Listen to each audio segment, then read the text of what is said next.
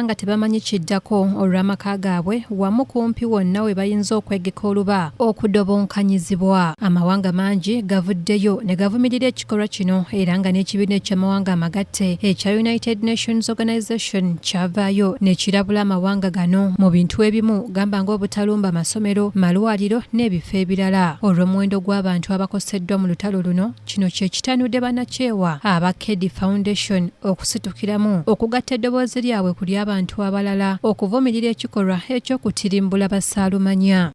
Musige is our next MP Busiro South. Busiro South bantu Busiro mulabe mwana wano uno nawe balamu nawe bulungi nakamera basobola okuzuminga okulaba abantu abasiriyo namba zino advocate for peace and to tell the world that every life matters. Our brothers in Palestine and Israel, they are all suffering.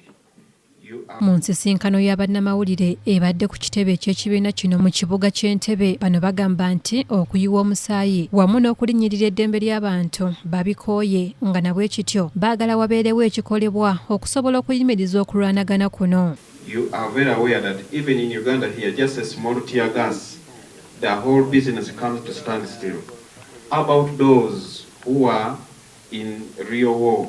So as Kedi Foundation and the partners, we sat for the entire 3 weeks. We've been discussing about this with our international partners. And most of the world is not at peace, but we are here to tell the world, especially President Netanyahu and Mohammed Abbas, that you too can sit and end the war and the peace prevails in those countries. The message, let's be clear, Kedi Foundation and partners, we have given $50 million in those countries. Each country take 25 million, each country 25 million. That money is going to be bought the items they mentioned here, tents, food, ambulances and other things. Because in Palestine, even a Catholic is not there.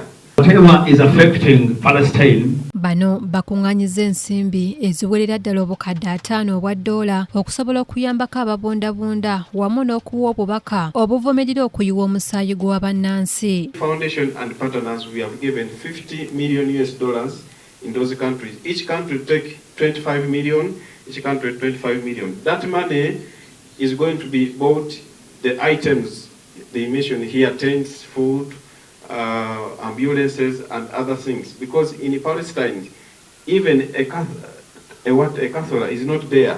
Whatever is affecting Palestine, you never know tomorrow can affect Uganda.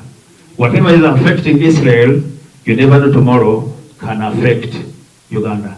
So all other groups. Akuliddemu enteekateeka eno Kedi Stephen ng'ali wamu ne Mutaasa Kafeero Charles ssenkulu w'ekibiina kino bagamba nti kino kye kiseera olutalo luno okukoma nti kubanga ensi efiirwa abantu bangi ab'omugaso ate nga basaalumanya. Ono era agamba nti obulamu bw'abantu abatono bwe bubeera mu matigga nammwe abalala abasigaddewo temweyibaala. Mutaasa Kafeero Charles ku lw'ekitongole kino ayagala ekitongole ekya United Nations kyongera okumyumyula ku bibonerezo ebiweebwa amawanga agenyigira mu ntalo nga zino. And in the war and the peace prevails in those countries. The message, let's be clear, Kedi Foundation and partners, we have given $50 million in those countries. Each country take 25 million, each country 25 million. That money is going to be bought the items they mentioned here, tents, food, ambulances and other things, because in Palestine even a Catholic is not there. Whatever is affecting Palestine, you never know tomorrow can affect Uganda.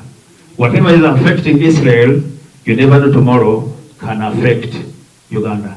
So all other good people in Uganda and across countries, international organizations, UN, African Union, European Union and other regional bodies better come out and we join hands and fight this bloodshed in the country of Israel and Palestine. Abamu ku beetabye mu nsisinkano eno bagamba nti kino kye kiseera okulwanirira eddembe ly'abantu baabwe ng'embeera tennasajjuka. Verse 1 of the Holy Quran, Surah An-Nisa.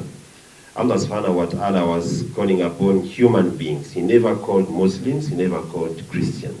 But he said, Ya ayyuhal nas, O you human beings, O you people, fear your Lord who created you from a single pair. And from the pair he created men and women in big numbers. Fear your Lord to whom you be held accountable on the day of resurrection.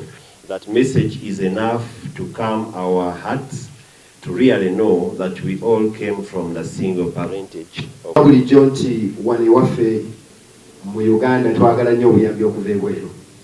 But this time around, Uganda is standing okuwa obuyambi abantu abali walala. Tetweraga bweraze n'ekino guba mwoyo gwaki gwa buntu.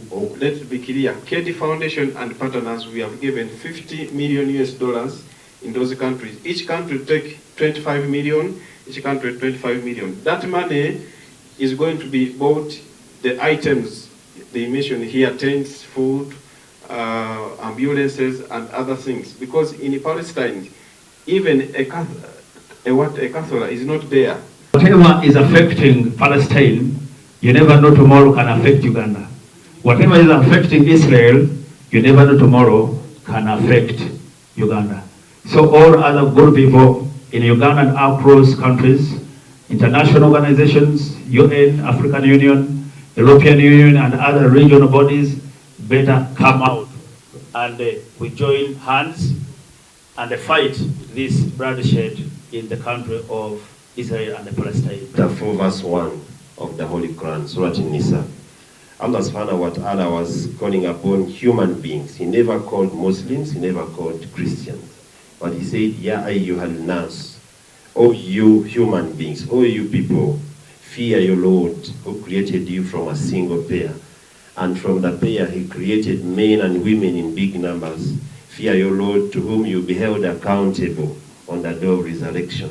That message is enough to calm our hearts, to really know that we all came from the single parentage. Bulijjo nti wano ewaffe mu Uganda twagala nnyo obuyambi okuva ebweru. But this time around, Uganda is standing okuwa obuyambi abantu abali walala. Tetweraga bweraze n'ekino guba mwoyo gwaki